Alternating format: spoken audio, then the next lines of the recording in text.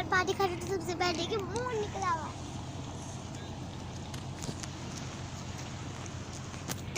तो गाइस ये देखिए पहाड़ों का रंग कितना प्यारा लग रहा है। तो गाइस देखिए वहाँ पर लोग टिक्के बनाए हैं। और सबसे अजीब बात बताओ, मैं यहाँ से नजारा कितना ब्यूटीफुल है। माउंटेन इसको गोल्डन कलर का दिख रहा है आपको। गाइस ये वो एक होटल, उसका नाम है अल बुस्तान होटल।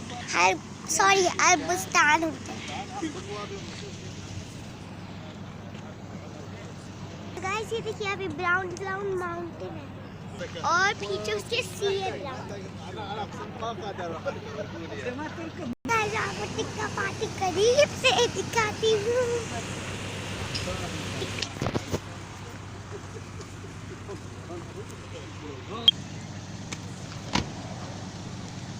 तो गाइस ये देखिए गाइस खुली खुली हवा में सांस लेने में बहुत अच्छा लगा है।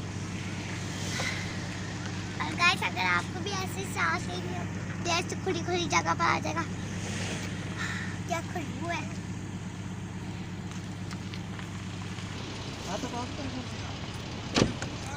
गाइस आपको वीडियो पसंद आती है तो लाइक जरूर करिएगा, शेयर जरूर करिएगा, सब्सक्राइब जरूर करिएगा और 6 लाइक से जरूर पहुंचाइएगा।